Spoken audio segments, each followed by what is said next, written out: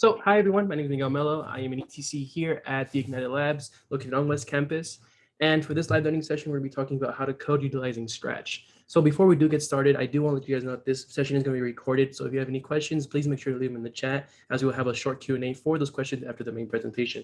So with that being said, let's get started. So let me go ahead and share my screen real quick so you guys can see what Scratch really is. So here is what Scratch is. And to talk about it, so Scratch is made by MIT in an effort to make coding a more common term and something that students can get more interested in and just see how it is to actually code something and how it is to actually think like a coder. And they've done this by implementing these things called blocky code, which is a simplified version of actual code that is found in many famous coding languages. So alongside the fact that this is completely free, Scratch has made a very a large impact onto the education field in terms of coding, because they've shown that anybody can really code. Anybody can start coding onto this website. All you really need is a browser, an email address, and an internet connection, and you can go ahead and start making your own programs. And the types of programs that you can make with this blocky code, they can get fairly complex.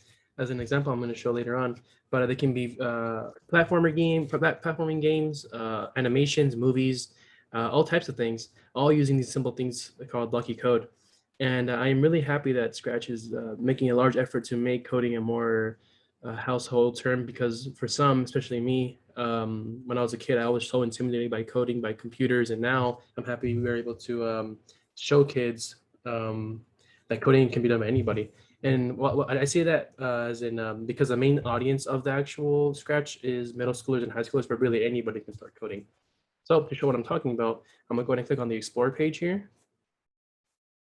And here on the Explore page, you can see just the hundreds and hundreds of games that people have made. And I know they're mostly games, but I promise you there are some animations and movies in there and other tools in there somewhere.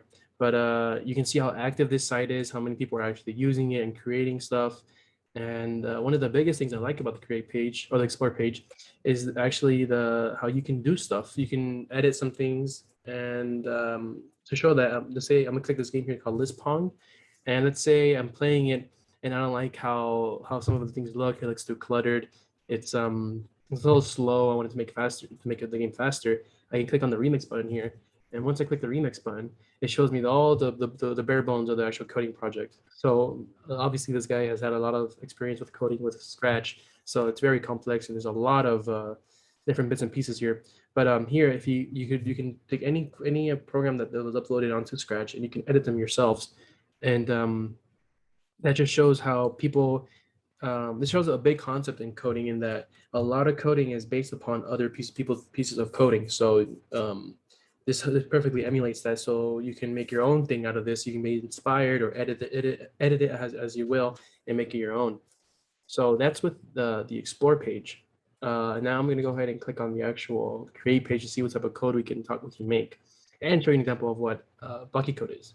So the loading time is fairly slow, or fairly fast.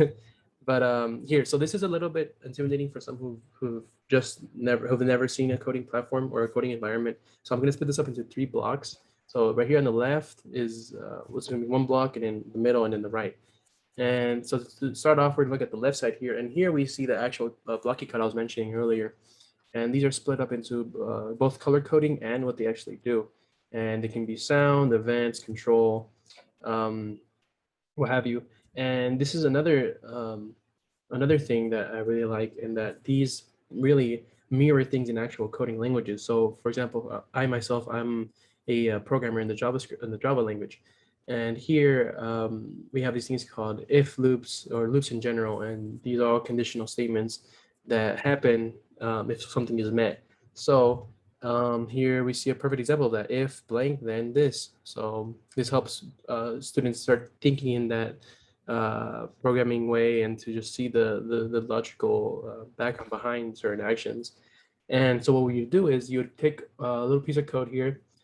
You would click on, click and drag it into the middle here in the actual main part of the coding, because this middle part here is the code that's going to be run. That's going to be ran for the actual program. So let's say you have this code here, where you repeat it 10 times, and let's say you want to move 10 steps, but repeat it 10 times, and then in the event of when the green flag is clicked. So, and then this brings me to the right side here. The right side is a preview of what your actual code is doing. So this is a good way to make sure that what's happening is what you want to happen, and that nothing is going astray, nothing's going really weird. And this is a good preview before you actually submit this into the actual create tab, make sure there's no errors or anything like that. And here you can also change the backdrops of things. So say you want to change the stage, you want to change the sprite of the sprite is the icon of the little guy you control. That's just another name for it. But you can change almost everything here. And so let's execute this code real quick. So click the flag, and then so when the flag is clicked, it moves 10 steps, and you repeat it 10 times. So it keeps on going. And this is basically what Scratch is. It's just this entire thing. All this stuff can pretty make complex programs. Like as you saw previously with how complex and large it can get, but they can also be simple like this. This you can call this a program itself. You just, it moves up to the right, and that's a program. And to show you how all the stuff you can create, I made a program for this little for this live learning session, and hopefully you guys like it. So here it is. It's a little jumping game that I made, and I'm telling you, I took at least 5 minutes to make this. It's very simple, and I found it pretty funny. So it's a jumping game. So just to show you what it does, I'm going to show you what it does. And basically, you click the flag here, and whenever you hit the space bar, it launches the little cheese puff bowl up by 10, and it brings it back down by 10. So the whole point of the game is to jump over the frog, but when you don't jump over the frog, it stops all the code behind that. So keep in mind that I didn't know this, but every single sprite down here has a specific set of coding behind it. So this cheesy puff bowl has this code behind it. So again, like I was saying, when the space bar is clicked to start the recording, I made my own little sound. I don't know if you heard that, but it plays a sound and then it repeats it 10 times. So it changes your Y value by 20 and changes and then do it again, but just to go back, so -20. And before the frog, it does two different types of outcomes. Either when you click the green flag to start the program, it will forever loop from the right to the left. But if it touches the little icon here, then it will stop all the programming behind it, thus ending the game. And this is fairly simple. That I didn't actually know was happening behind the actual coding and how easy it can get. So let's say you wanted to add a variable where it talks about the score, and you can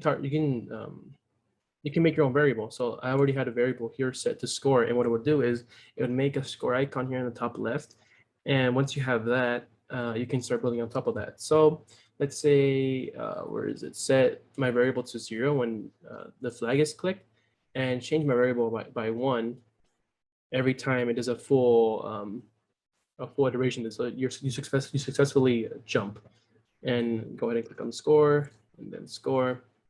And then, so now click the green flag, and now jump, jump, jump, jump, and the score is increasing with each iteration. But once it hits the frog, and it stops at 6, and then boom, then the score gets reset, and then you're able to keep track of what your scores actually is.